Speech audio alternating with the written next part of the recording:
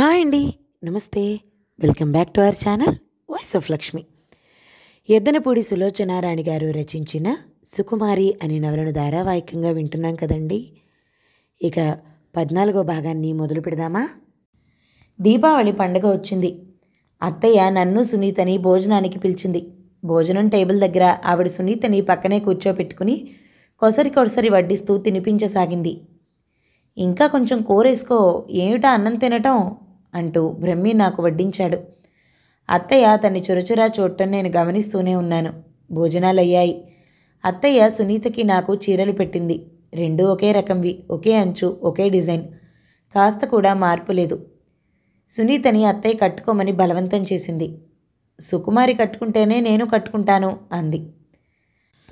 ఆవిడ గారికి కళాకళలు. ఇష్టం అయితే తనే కలుపుకుని అందరితో మాట్లాడుతుంది, లేకపోతే ముఖం మార్చుకుని కొంపలు అంటుకుపోయినట్లుగా నుంచుంటుంది. ఆ అమ్మాయికి చెప్పే అధికారం నాకే ఉందమ్మా, నీకంటే చెప్పగలను గాని అంది. నా కళ్ళలో ఎంత వద్దనుకున్నా చివ్వున నీళ్లు ఉబికి రాబోయాయి. ఎంతో కష్టంతో నిగ్రహించుకుని దిగమింగేశాను. నన్ను కుండెల్లో పెట్టుకోవాల్సిన అత్తయ్య ఎలా సూటిపోటిగా అంటుందో అనని. పాపం ఆవిడ తప్పే ఉంది. మా బామ్మ ఆమెను చాలా బాధ పెట్టింది. దానికి ఫలితం నేను అనుభవిస్తున్నాను. బహుశా నేను కూడా ఆమెని ఇంకా ఇక్కడే వాళ్ళకి ఎదురుగా ఉండి పాత జ్ఞాపకాలని గుర్తు చేస్తూ బాధ పెడుతున్నానేమో. ఏం చేయను, నాకు వెళ్ళిపోవాలనే ఉంది. సునీత పెళ్ళి ఎంత త్వరగా అయితే అంత త్వరగా వెళ్ళిపోతాను. అప్పటి వరకు ఆవిడికి నాకు ఈ బాధ తప్పదు మరి. బ్రహ్మిని పండగ పూట ఎవరో కలవడానికి వచ్చారు. వారంతా డ్రాయింగ్ రూమ్లో ఉన్నారు. నమస్కారాలు, ప్రతి నమస్కారాలు, నవ్వులు, జోక్స్తో ఇల్లంతా మారుమోగుతుంది. అత్తయ్య, సునీత ఎక్కడమ్మా నువ్వు, ఒక నిమిషం ఇలారా అంటూ కేక పెట్టింది. వెలుగుతున్న ప్రమిదలని అక్కడి గది పక్కన కిటికీ దగ్గర అమరుస్తున్న సునీత వెళ్ళిపోయింది. డ్రాయింగ్ రూమ్ నుంచి నవ్వులు జల్లులు వినిపిస్తున్నాయి. నేను ఒంటరిగా అక్కడ గదిగుమ్మం దగ్గర నిలబడి ఉన్నాను. కొద్దిసేపు అయిన తర్వాత బ్రహ్మి లోపలికొచ్చాడు. ఇక్కడ నిలబడ్డావేమిటి ఒంటరిగా, అందరూ అక్కడుంటే అన్నాడు. నేను తల తిప్పి అతని వైపు చూశాను. బ్రహ్మి ముఖం కళకళ్లాడుతూ ఆనందంగా ఉంది. ఆ క్షణంలో ఏది అతని మనసుని కించపరిచేది పొరపాటుగా కూడా అనకుండా ఉండటానికి జాగ్రత్త పడుతున్నాను. అగర్వాల్ సామి వచ్చింది. నేను వాళ్ళ అన్నదమ్ముల ఆస్తి కేసు చూస్తున్నాను. అది గెలిస్తేనా అన్నాడు. నువ్వు ఇంకా చాలా సంతోషంగా ఉంటావు. ఏం నువ్వుండవా? ఎందుకుండను? ఎందుకలా నా మీద అనుమానపడ్డావు? నీ అదృష్టం చూసి నేను ఎప్పుడైనా ఏడ్చానా? అతను ఒక్క నిమిషం సీరియస్గా అయ్యాడు. ప్రసంగం మారుస్తూ, కొత్త చీర కట్టుకోలేదేం అన్నాడు. నువ్వు కావాలని కోరి తెచ్చిన వాళ్ళు కట్టుకున్నారు, చాలదా? ఎందుకలా అంటావు? నాకు తెలీదు. నిన్ను ఏది అనకూడదనే అనుకుంటాను. ఇప్పుడు నువ్వు వచ్చిన క్షణం కూడా అనుకున్నాను. నువ్వు నా మనసుని నమ్మవు. ఏమైనా థ్యాంక్ యూ. దేనికట? సునీతకిచ్చిన లాంటి చీరే ఇచ్చి నన్ను తనతో సమానంగా చూసి నా మనసు చిన్నబుచ్చుకోకుండా నువ్వు జాగ్రత్త తీసుకున్నందుకు. అతను ఒక్క క్షణం మౌనంగా ఉన్నాడు. ఆ తర్వాత నన్ను చూస్తూ అన్నాడు, నీ ఈ బాధ పోవాలంటే ఒక్కటే మార్గం అన్నాడు. ఏమిటో అది చెప్పు, వెంటనే చేసేస్తాను. చేస్తావా? క్షణం ఆలస్యం చేయకుండా చేసేస్తాను. ప్లీజ్, నీకు పుణ్యం ఉంటుంది, చెప్పు. నీ మనసుకి నచ్చిన వ్యక్తిని చూసి నువ్వు వెంటనే పెళ్లి చేసుకో. ఏమిటి? నేను వెనక్కి తగ్గాను. నేను నిజంగానే చెప్తున్నాను. నువ్వు నీ మనసుకి నచ్చిన వ్యక్తిని చేసుకుని నీ సంసారం ఏర్పరచుకుని ఒకరిద్దరి పిల్లలు కలిగితే తప్ప శాంతిగా ఉండదు. నీ ఆంతర్యంలో ఇమిడి ఉన్న ఆ కోరిక తీరటం లేదు కాబట్టే ఇలా అసహనంగా ఉంటున్నావు. షటప్. ఇంతలో సునీత అక్కడికి రానే వచ్చింది. ఏమిటి, పటాకులు బయట కాకుండా ఇంట్లో పేలుతున్నాయి? ఏం లేదు అన్నాడు బ్రహ్మి. ఒక్క సెకండ్లో అతను గుటక మింగినట్టుగా ఆగ్రహాన్ని మింగేశాడు. మీరిద్దరూ దొంగల్లా ఈ మూల నిల్చున్నారేమిటి? అత్తయ్య ఏం చేస్తున్నారో చూసి రమ్మంది. నుంచుని పోట్లాడుకుంటున్నారని చెప్పిరానా? సునీత ప్లీజ్ అన్నాడు బ్రహ్మి. రేపు సినిమాకి తీసుకెళ్తానని లంచం పెడితే చెప్పను. అలాగే అన్నాడు. నువ్వు చెప్పినా చెప్పకపోయినా సినిమా కావాలి అంటే తీసుకెళ్తాళ్లే అన్నాను. నీకెందుకమ్మా అంత కోపం? పెద్ద నీ సొమ్మేదో నేను తిన్నట్టు. సునీత ప్లీజ్ అన్నానుగా అనునయంగా అన్నాడు. ఓకే మాస్టారు, సుకుమారి మిమ్మల్ని ఏడిపిస్తూ ఉండటం నేను చూడలేకపోతున్నానండి. ఇంతలో అత్తయ్య రానే వచ్చింది అక్కడికి. భ్రమి, ఏమిటిది? హరినారాయణరావు గారు చెప్పారు సుకుమారి అత్తవారి మీద కేసు వేయించావట కదా. నేను కాదమ్మా, ఆ కూతురు చచ్చిపోయిన తండ్రి వేశాడు. నువ్వే ఆ కేసుని తనకు అప్పచెప్పావని అన్నారేమిటి ఆయన? అవును, నేను అప్పచెప్పాను. ఇంతలో ఫోన్ మోగింది. అతను వెళ్ళాడు. నీకు బుద్ధి లేదురా? అడ్డమైన సంగతుల్లో తలదూర్చి జీవితం ఇప్పటికి నాశనం చేసుకుంది చాలలేదు. ఈ శని ఎప్పటికి వదులుతుందో తెలీదు. అత్తయ్య ఏడుపు మొదలుపెట్టింది. నేను ఆ ఇంట్లోంచి బయటికి వచ్చేశాను. ఏమిటి? బ్రహ్మి ఆ కేసు హరినారాయణ గారికి అప్పచెప్పేశాడా? తనే తీసుకుంటానని నాతో చెప్పాడే. మళ్ళా మనసు మార్చుకున్నాడా? మార్చుకుంటే మార్చుకోవచ్చు, అది అతని ఇష్టం. ఎవరు కాదనరు, ఎవరు నిలదీయరు, ఎవరు బలవంత పెట్టరు. కానీ ఒక్క మాట నాతో చెప్పాలి కదా.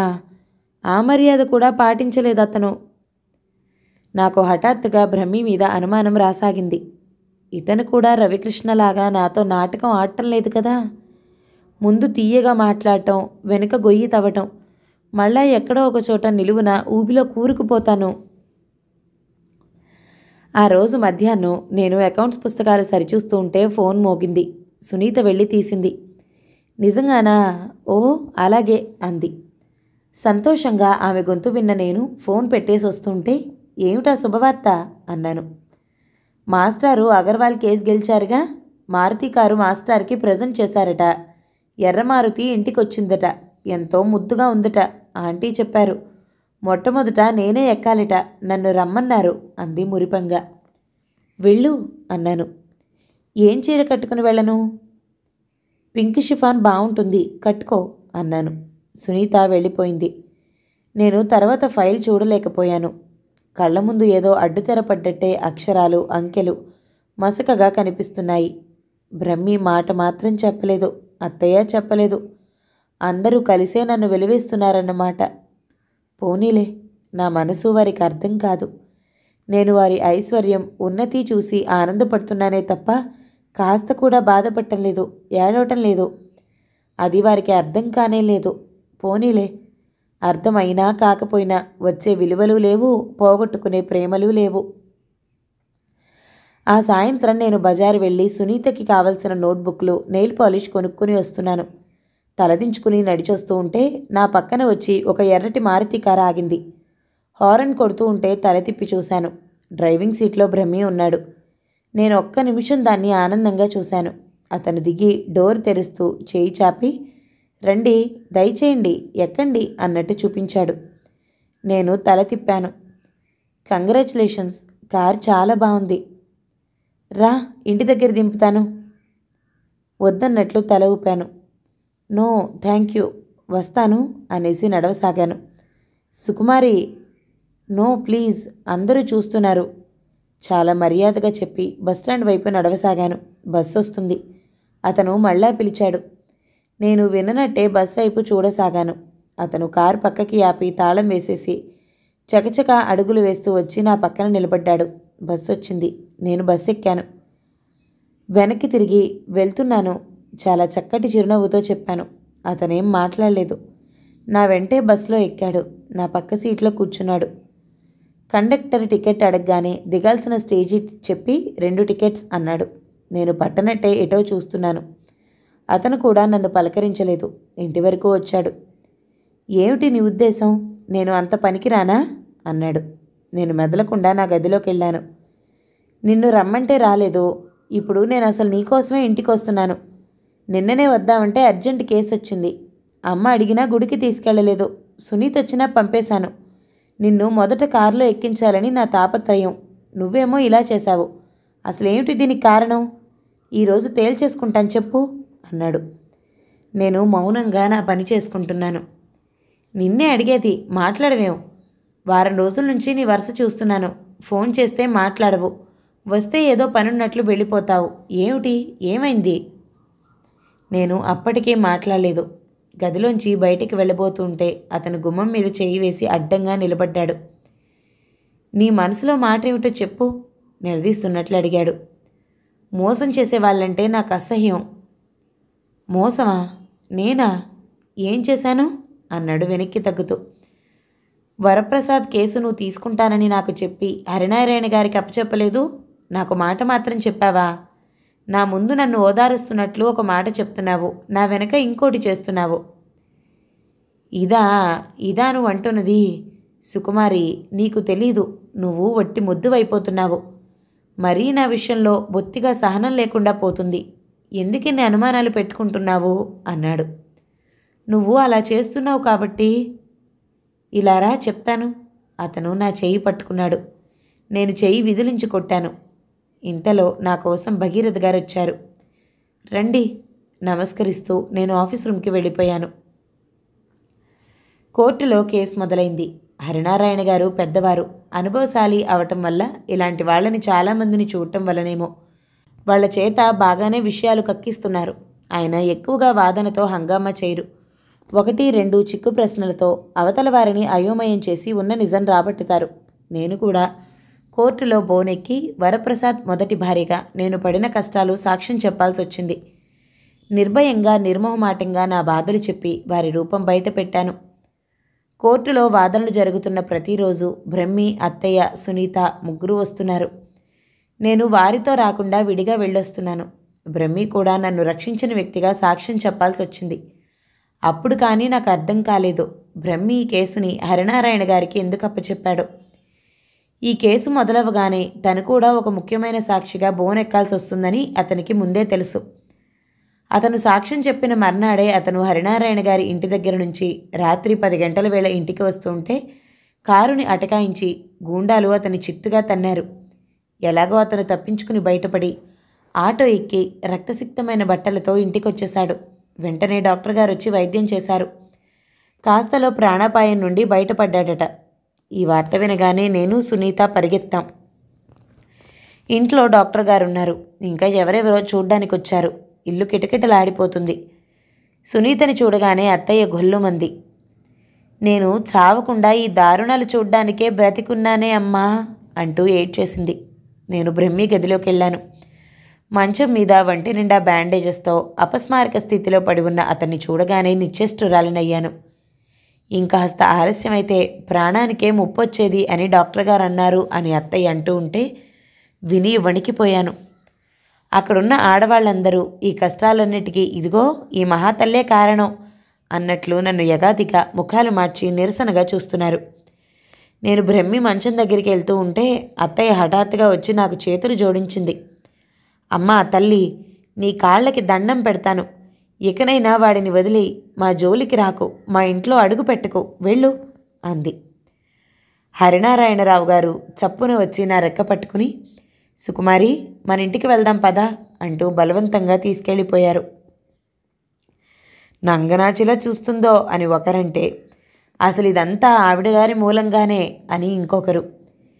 ఈ మహాతల్లి అతనికి సునీతకి పెళ్లి కానీయకుండా చేస్తుందిట అని మరొకరు. అమ్మో ఎంత జానా! ఇలా ములుకుల్లా వచ్చి నా మనసుని చీల్చేస్తున్నాయి వారి మాటలు. నేను ఆవేశంగా వెనక్కి తిరుగుతూ ఉంటే హరినారాయణ గారు బలవంతంగా బయటికి తీసుకొచ్చారు. వీళ్ళకేం పని లేదా? నన్నెందుకు ఇలా ఆడిపోసుకుంటారు అన్నాను. వాళ్ళ నోళ్ళని మనం కట్టేయాలంటే ఒకటే మందు. ఏమిటిది అన్నాను. నువ్వు కొన్నాళ్ళు అసలు బ్రహ్మిని చూడటం కానీ మాట్లాడటం కానీ చేయొద్దు. కనీసం ఈ కేసు పూర్తయ్యే వరకైనా మీ మామగారు ఇదంతా మీరిద్దరూ కలిసి చేస్తున్న నాటకమని రుజువు చేయడానికి మహా ప్రయత్నిస్తున్నాడు. నువ్వు కాస్త నేను చెప్పిన మాట వింటే బాగుంటుంది. కేసు గెలవడం సులభం చేస్తావో క్లిష్టం చేస్తావో అంతా నీ చేతుల్లో ఉంది. ఆయన నన్ను ఇంటి దగ్గర నిలబెట్టి నేను చెప్పింది బాగా ఆలోచించుకో అని మరోసారి హెచ్చరించి వెళ్ళారు. నేను ఒంటరిగా అక్కడే చీకట్లో వరండాలో కూర్చుండిపోయాను. నాకు తలుపు తీసి ఇంట్లోకి వెళ్ళాలని కూడా అనిపించలేదు. నా కళ్ళ ముందు మంచం మీద పడి ఉన్న బ్రహ్మియే గుర్తుకొచ్చాడు. నాకు ఊహ తెలిసినప్పటి నుంచి అతను నాకు తెలుసు.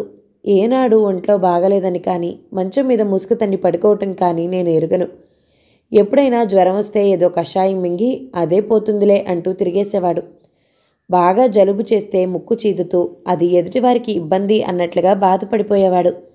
ఆవిరి పట్టి అమృతాంజనం పులిమి అలాగే తిరిగేవాడు. బ్రహ్మికి అనారోగ్యం అంటే ఏమిటో తెలీదు. అతను నీరసంగా ఉండగా నేనెప్పుడూ చూడలేదు. ఆ లక్షణాలు అన్నీ నేను పుణికిపుచ్చుకున్నాను. నాకు చిన్నప్పటి నుంచి చీటికి మాటికి ఏదో ఒక జ్వరమో తలనొప్పో ఒళ్ళు నొప్పులో వస్తూనే ఉంటాయి. నేను మంచం మీద పడుకుంటే బ్రహ్మి మంచం దగ్గర కూర్చుని కథలు కబుర్లు చెప్పేవాడు. అతను అలా చెప్తూ నా బాధని మరిపించేవాడు.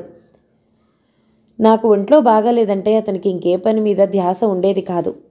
ఇప్పటికీ కూడా అదే అలవాటు. అలాంటిది అతనికి అన్ని దెబ్బలు తగిలి అలా మంచం మీద పడి ఉంటే ఆ దరిదాపులకు కూడా నన్ను రానీయటం లేదు.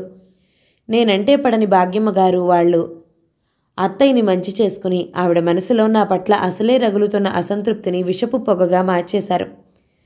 బ్రహ్మి నా మనసు ఆక్రోశిస్తుంది. ఈ లోకం, ఈ సంబంధ బాంధవ్యాలు, వాటి గోలా ఏమిటో నాకు తెలీదు. మనిద్దరం ప్రాణ స్నేహితులం. నన్ను నువ్వు ఎన్నోసార్లు ఆదుకున్నావు. నేను చూడు, నీకింత కష్టం వస్తే కనీసం నీ పక్కనైనా కూర్చోలేకపోతున్నాను. నాకు వరుసగా అతను నన్ను రక్షించిన సంఘటనలే జ్ఞాపకం వస్తున్నాయి.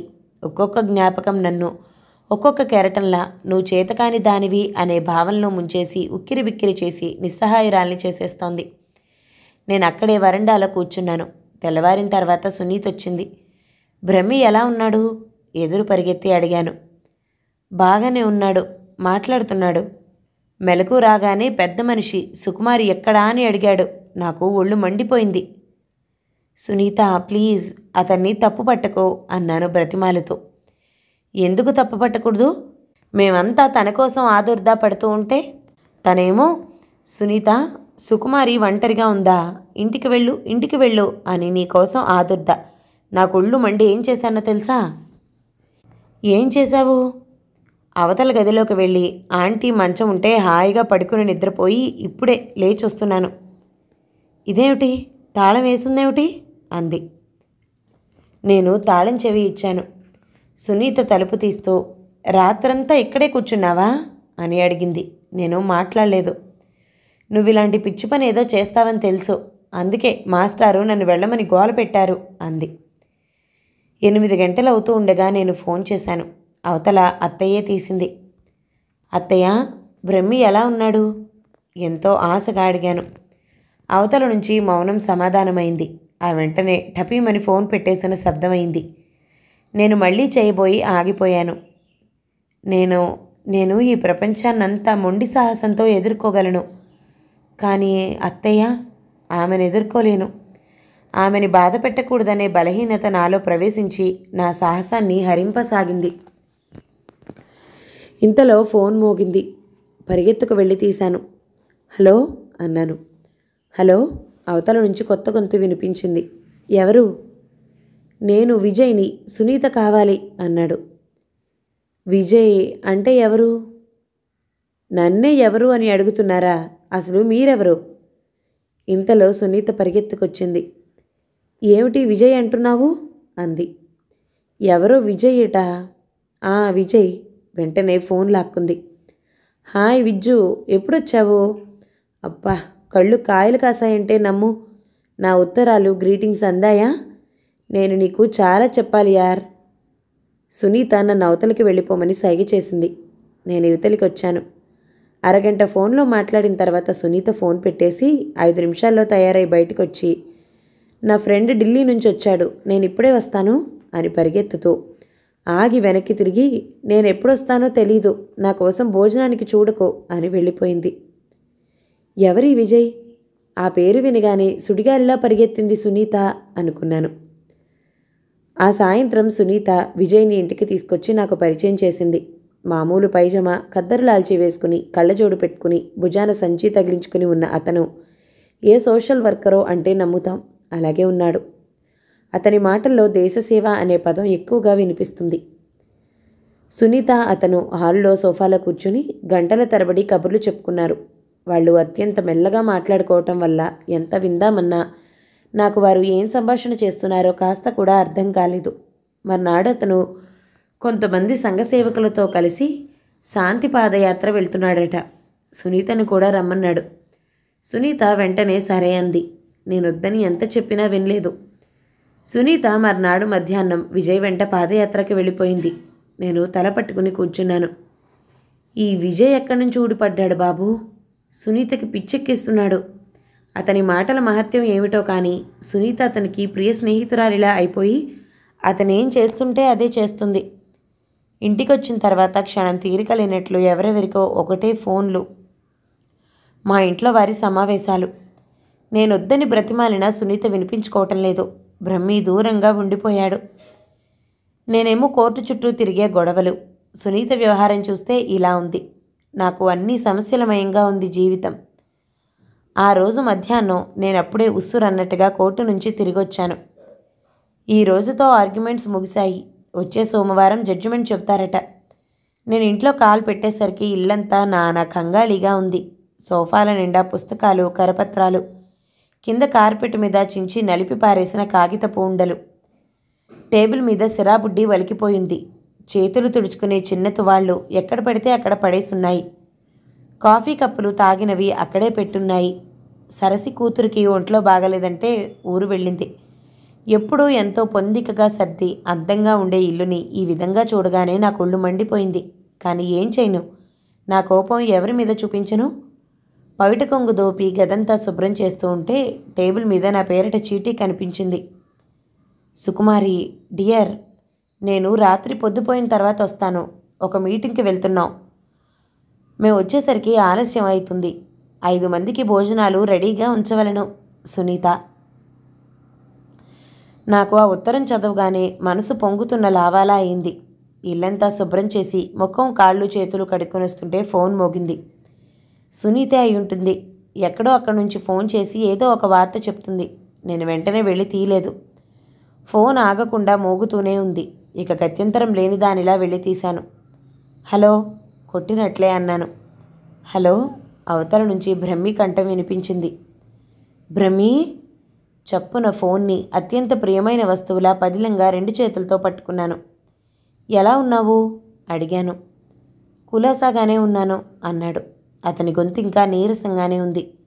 ఎన్ని రోజులైంది నీ గొంతు విని, నిన్ను చూసి? వారమేగా. వారమేగా. నువ్వు పడితే నీకు తెలుస్తుంది ఆ బాధ. ఐఎమ్ సారీ అన్నాడు.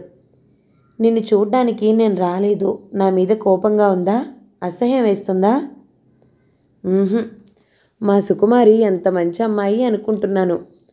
నాకు మా టైపిస్ట్ శర్మ అంతా చెప్పాడు. ఆ రోజు నువ్వు వచ్చినప్పుడు అమ్మ అనటం ఐఎమ్ సారీ. నా గొంతులో ఏదో అడ్డుపడ్డట్లే అయింది. నా ఒంట్లో బాగాలేనప్పుడు అమ్మతో ఏమీ గొడవ పెట్టుకోకుండా దూరంగా ఉండి నా గౌరవం కాపాడి మంచి పని చేశావు. నీకు నేనేం బహుమతి ఇవ్వను చెప్పు? నాకు త్వరగా వచ్చి కనిపించు. ఇప్పుడు వచ్చేయినా? లేచి నడవగలవా? వద్దు, బాగా రెస్ట్ తీసుకో. అబ్బా, ఈ వారం రోజులు నేనెంత నరకం పడ్డానో తెలుసా? నాకు సంతోషంగా ఉంది సుకుమారి అన్నాడు అతను. ఎందుకు? నా రోగం కుదిరిందనా? నేను నరకం పడ్డాననా? నీ మనసు నా గురించి ఇంత ఆలోచించగలదని తెలుస్తున్నందుకు. నేనెప్పుడూ నీ గురించి ఆలోచిస్తాను. సంతోషం కలిగినా కోపం కలిగినా. అసలేమిటో ఈ వారం రోజుల నుంచి తిరుగుతున్నానే కానీ నేను ఒక ప్రాణం లేని యంత్ర శరీరంలా ఉన్నాను. లాయర్ గారు రోజు నిన్ను చూసొచ్చి ఏ రోజుకి ఆ రోజు నీ ఆరోగ్యం గురించి చెప్తున్నారు కాబట్టి నిగ్రహించుకుని ఆగగలిగాను. నేను నీ దగ్గరగా వచ్చినప్పుడు చెప్పు ఈ మాటలన్నీ. ఇంత దూరం నుంచి వద్దు. కేస్ గురించి తెలుసు, లాయర్ గారు అంతా చెప్పారు అన్నాడు. బ్రహ్మి, నా మూలంగా ఎన్ని కష్టాలు కదూ అన్నాను. నీ మూలంగా వచ్చినవి కదా, అసలు కష్టాలే అనిపించటం లేదు. ఫోన్ పెట్టేనా? అత్త ఏం చేస్తుంది అడిగాను. భాగ్యమ్మ గారు వస్తే పంపడానికి వాకిటి వరకు వెళ్ళింది. అదిగో గేట్ దగ్గర మాట్లాడుతున్నారు. బ్రహ్మి, నీకు తెలుసా, ఆవిడ నా మీద ఉన్నవి లేనివి చెప్పి అత్తయ్య మనసు విషం చేసేస్తుంది. అవన్నీ నువ్వెందుకు పట్టించుకుంటావు? నా మనసులో ఎవ్వరూ విషం పోయలేరు కదా. నాకు ఏడుపు వచ్చేసింది. ఈ మధ్య అసలు ఏడవటం మానేశాను. నా మనసు వజ్రం కంటే కఠినమైందని అనుకున్నాను. అదేం లేదని, ఇంకా ఎక్కడో మెత్తగా రాళ్లలో దాగిన నీళ్లలా కన్నీళ్లతో స్పందించేటంత మృదువుగా ఉందని ఇప్పుడే తెలుస్తోంది. మనకెందుకు ఇన్ని బాధలు అన్నాను ఏడుపాపుకుంటూ. బాధ అనుకుంటే బాధ, లేకపోతే లేదు. చూడు, మనం చిన్నప్పుడు జామకాయల కోసం చెట్టెక్కేవాళ్ళం గుర్తుందా? ఒళ్ళు కొమ్మలు తగిలి గీసుకుపోయేది. అయినా లక్ష్య పెట్టేవాళ్ళం కాదు. ఎందుకని చెప్పు? పైన తీయని కాయలు అందుతాయని తెలుసు కాబట్టి. ఇప్పుడు కూడా అంతే అనుకుందాం. సుకుమారి, మనమిద్దరం కలిసి ప్రయాణం చేస్తున్నాం. ఒకసారి నడుస్తున్నప్పుడు తెలుసో తెలియకో కాలికి ఎదురు దెబ్బ తగులుతుంది. వేలు చిట్లి రక్తం వస్తుంది. తూలి పడితే రాయి తగిలి నుదురు వాస్తుంది. ఆ దెబ్బలకి భయపడి నడవటం మానేస్తామా? ఇంకాస్త జాగ్రత్తగా నడుస్తాం, అంతేనా అన్నాడు. అంతే అనుకో అన్నాను. సునీత ఏం చేస్తుంది? సునీత, అయ్యో రామ, నువ్వు సుస్సీతో మంచం మీద పడున్నావు. ఇక్కడ మాకింకో ఆపదొచ్చి పడింది అంటూ విజయ్ గురించి చెప్పాను. విజయ్ వచ్చాడా అన్నాడతను. నీకు తెలుసా? సునీతకి బంధువులబ్బాయి. సునీతకి ఉత్తరాలు రాస్తూ ఉంటాడు. ఆ మధ్య ఫారెన్ వెళ్ళాడు. అనసూయమ్మ గారికి అతనంటే అస్సలు గిట్టదు. ఎప్పుడూ ఒకచోట కారు నిలవదు అనేవారు. మంచి అబ్బాయి. అవునా అంటూ సునీత అతనితో ఇల్లు పట్టకుండా ఎలా తిరుగుతుందో చెప్పాను. ఏం పర్వాలేదు, భయపడకు. విజయ్ నాకు తెలుసు, హాని ఏం జరగదు. అదిగో అమ్మ వస్తుంది, పెట్టైనా అన్నాడు. నేనే మళ్ళీ వీలు చూసుకొని చేస్తాను, నువ్వు చేయొద్దు. సరే అన్నాను. ఉంటాను. అతను ఫోన్ పెట్టేశాడు. అంతవరకు నిలబడి మాట్లాడిన నేను కాళ్ళు నొప్పి పుట్టడంతో అక్కడున్న కుర్చీలో కూర్చున్నాను. ఇదేమిటి చిత్రంగా ఉందే. నా మనసు ఇప్పుడు నీరసంగా, భారంగా, వేదనామయంగా, వేదాంత ధోరణితో అస్సల్లేదే. పూల తేరులా అతి తేలికగా హాయిగా ఉంది. నేను బొగ్గన చేయి పెట్టుకుని ఆ గదంతా కలిగి చూశాను. అది సర్దడానికి నేను కష్టపడినట్టే అనిపించలేదు. నేను ఇక్కడుంది ఎందుకట? సునీతని చూసుకోవడానికి కాదా? నాకు ఉన్న ముఖ్యమైన బాధ్యతల్లో అది మొట్టమొదటిది కాదా? నేను సునీత చెప్పినట్టు వారి 5గురికి వంట చేయడానికి వంటింట్లోకి వెళ్ళాను. సరసి ఊరు నుంచి వస్తే నాకు పని తగ్గిపోతుంది. సరసి ఉంటే మా ఎవ్వరినీ పని చేయనీదు. సరసి కొడుక్కి అనసూయమ్మగారు ఉద్యోగం ఇప్పించారు. వాళ్ళు హాయిగా ఉన్నారు. సరసికి చాలా కృతజ్ఞత ఉంది. విజయ్ గురించి నేను బ్రహ్మికి హెచ్చరిక చేసేశాను. ఇక అతని ఇష్టం అనుకోసాగాను. ఏమిటో బ్రహ్మితో అలా ఫోన్లో మాట్లాడిన తర్వాత చాలా హాయిగా ఉంది. నాకు తెలియకుండానే అతని తోడుని నేనెంత కోరుకుంటున్నానో నాకు అర్థమైంది. అతని కుంట్లో బాగలేనప్పుడు వాళ్ళ ఇంటికి వెళ్లకుండా, అత్తయ్య గొడవ చేయకుండా నేను సహనం పట్టినందుకు, బ్రహ్మికి నా ప్రవర్తన నచ్చినందుకు నాకు ఆనందం కలిగింది. అతను ఆ మాట చెప్తూ ఉంటే నేను పడిన ఆ నరకానికి ఓదార్పులా ఉంది. నేను ఎంతగానో ఎదురు చూస్తున్న సోమవారం వచ్చింది. జడ్జిమెంట్ చెప్పేది ఆ రోజునే. నేను సమయానికి ముందే వెళ్ళి కోర్టు ఆవరణలో ఉన్నాను. అక్కడ ఆ భల్లూకం, అతని వెంట తండ్రి కూడా వచ్చి వెయిట్ చేస్తున్నారు. సునీత ఎక్కడో మీటింగ్ ఉందని ఉదయమే వెళ్ళిపోయింది. అందువల్ల నేను ఒక్కదాన్నే వచ్చాను. హరినారాయణ గారి ఇంకేదో కేసు ఉందని, అది చూసుకుని కాస్త ఆలస్యంగా వస్తానని ఫోన్ చేశారు. అందువల్ల నేనొక్కదాన్నే కోర్టుకి రావాల్సి వచ్చింది. అయినా నాకేం భయం వేయటం లేదు. చిత్తశుద్ధితో, ఆత్మధైర్యంతో నా కర్తవ్యం నేను నెరవేర్చాను. వరండాలో నేను బెంచి మీద కూర్చుని ఉంటే ఆ భల్లూకం అటూ ఇటూ తిరుగుతూ గొప్పగా నా ముందు నుంచే పచార్లు చేస్తున్నాడు. నేను వెంట తెచ్చుకున్న పుస్తకం చూస్తున్నాను. వాళ్ళకి సాధ్యపడటం లేదు, కానీ నా శరీరం వారి చేతులకి అందితే దాన్ని ఖండాలుగా చీల్చి వాళ్ళ కుక్కలకి తినిపించుండేవారు. నాకన్నా వారు ఇంకా ఆదుర్దాగా ఉన్నట్లున్నారు. ఒకచోట కూర్చోలేనట్టు చేతులు వెనక్కి కట్టుకుని ఆ ఆవరణంతా కలిగి తిరుగుతున్నారు. టైం అయింది. అందరూ లోపలికెళ్ళాం. లోపల ఎక్కువ మంది లేరు. ప్రేక్షకులు చాలా కొద్దిమంది ఉన్నారు. వరప్రసాద్ స్నేహితులు చాలామంది వచ్చారు. వారు కంఠాలు తగ్గించి నా పేరు జత చేసి తిడుతున్నారు. నేను పట్టనట్టే కూర్చున్నాను. నా పక్కన లాయర్ గారి జూనియర్ కూర్చుని ఉంది. ఎడమవైపు కుర్చీలు వరుసగా 1, 2 ఖాళీగా ఉన్నాయి. మేము ఊపిరి బిగబట్టుకుని వేచి చూస్తూ ఉంటే గౌరవ న్యాయమూర్తి గారు తన సుదీర్ఘమైన న్యాయ విచారణ వివరంగా తెలియజేస్తూ ఆ భల్లూకానికి తండ్రికి ఉరిశిక్ష, తల్లికి యావజ్జీవ కారాగార శిక్ష కోర్టు విధించింది అని చదివి వినిపించసాగారు. నాకు మొదట అర్థం కాలేదు. ఇంతలో నా చెయ్యెవరో అందుకున్నారు. ఉలికిపాటుగా తిరిగి చూశాను. నా కళ్ళు నేను నమ్మలేకపోయాను. నా పక్కన ఎప్పుడొచ్చాడో బ్రహ్మి వచ్చి కూర్చుని ఉన్నాడు. న్యాయమూర్తి చదివే సారాంశాన్ని ఒళ్ళంతా కళ్ళు చెవులు చేసుకున్నట్లు చూస్తే తదేకంగా ఏకాగ్రతతో చుట్టుపక్కల ఏం జరుగుతుందో పట్టించుకొని స్థితిలో ఉండి వింటూ ఉన్న నేను బ్రహ్మి రావడం గమనించనే లేదు. నేను కళ్ళతోనే ఎప్పుడొచ్చావు అన్నట్టు కళ్ళు పెద్దవి చేసి చూశాను. అతను జడ్జిగారు చదివేది వినమని సూచించారు. మేమిద్దరం ఒకరి చేయి ఒకరు పట్టుకుని అత్యంత గట్టిగా ఎదురుగా న్యాయమూర్తి చెప్పబోయేది ఏదైనా సరే స్వీకరించడానికి సిద్ధమైనట్టుగా కూర్చున్నాం. ఆయన తన న్యాయ నిర్ణయం చదవగానే మా వెనక కూర్చున్న ఆడవారు వేగంగా బిగ్గరగా చప్పట్లు కొట్టేశారు. నా చెయ్యి బ్రహ్మి చేతి మీద గట్టిగా పట్టుకుంది. అతని చెయ్యి నా చేతి మీద మరింత గట్టిగా బిగుసుకుంది. గౌరవనీయులైన న్యాయమూర్తి గారు నా గురించి ప్రశంసాపూర్వకంగా చదువుతున్నారు. ఈ కేసులో పట్టుదలతో, ధైర్యంతో, ఆత్మవిశ్వాసంతో నిర్భయంగా న్యాయం చట్టం దృష్టికి ఈ హంతకుల గురించి తెలియచేసిన సుకుమారిని నేను ప్రత్యేకంగా అభినందిస్తున్నాను. ఈ రోజుల్లో ఆడపిల్లల మీద చాలా అత్యాచారాలు జరుగుతున్నాయి. వాటిని ఆదుకోవడానికి న్యాయస్థానాలున్నాయి. అయినా మన సంఘంలో ఏ ఆడపిల్ల ధైర్యం చేసి ముందుకొచ్చి తమ కష్టాలని తెలియచేయటం లేదు. పోయిన మనిషి రాదు కదా అని తల్లిదండ్రులు మౌనం వహిస్తున్నారు. వారి మౌనం మరో అమాయక ప్రాణాన్ని బలి తీసుకోవడానికి సిద్ధమవుతుందని అర్థం చేసుకోవటం లేదు. ఆడపిల్లలు కూడా మరింత చొరవ, ధైర్యం కనబర్చాల్సిన సమయం ఆసన్నమైంది. పెళ్లి అనేది పొరపాటుగా మారితే దాన్ని గుదుబండగా ఆజన్మాంతం మోస్తూ జీవోత్సవంగా బ్రతకనవసరం లేదు. న్యాయం సాయంతో దాన్ని విడగొట్టుకుని కొత్త జీవితం ప్రారంభించుకోవాలి. నాకు తెలుసు, ఈ పోరాటం సామాన్యమైనది కాదు. ఇది మామూలు ఆడపిల్లల వల్ల అయ్యేది కాదు. పోరాటం సాగిస్తే ఒక్కోసారి అపజయం, ఎదుట పార్టీ వెంటాడటం, హత్యా ప్రయత్నం చేయటం ఇలాంటి ప్రమాదాలు ఎన్నో ఎదుర్కోగలగాలి.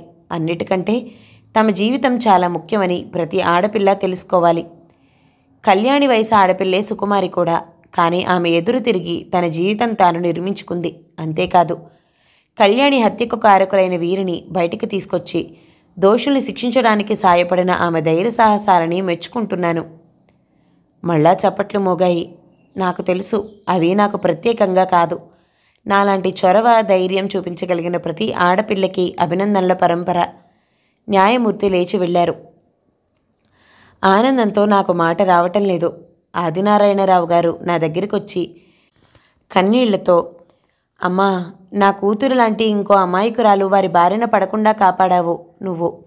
నిన్ను భగవంతుడు చల్లగా చూడాలి. వారి కళ్ళలో దుఃఖాశ్రువులు, ఆనంద బాష్పాలు మిళితమైనవి చెంపల మీదకి జాలువారుతున్నాయి. నేను వారికి నమస్కరించి, మీరు నాకు ఈ అవకాశం కల్పించారు, నేను మీకు కృతజ్ఞురాల్ని అన్నాను. ఎవరెవరో నన్ను అభినందిస్తున్నారు. భేష్, ఆడపిల్లంటే ఇలా ఉండాలి, బాగా బుద్ధి చెప్పావమ్మా. వాళ్ళు నరరూప రాక్షసులు. ఒక్కో అమ్మాయిని చేసుకోవటం, చంపేయటం, అది ఆత్మహత్యగా చేసేసి ఆ పిల్ల పేరిట ఉన్న ఆస్తిని కాజేయటం, గోముఖ వ్యాఘ్రాలు. నేను బ్రహ్మి చేయి గట్టిగా పట్టుకున్నాను. 14వ భాగం సమాప్తం. నవల ముగింపుని తర్వాతి భాగంలో వినేద్దామండి. నవల కనుక మీకు నచ్చినట్లయితే లైక్ చేయండి, షేర్ చేయండి, మంచి కామెంట్ చేయండి. మన ఛానల్ని తప్పకుండా సబ్స్క్రైబ్ చేయండి. Thank you so much for watching. నమస్తే.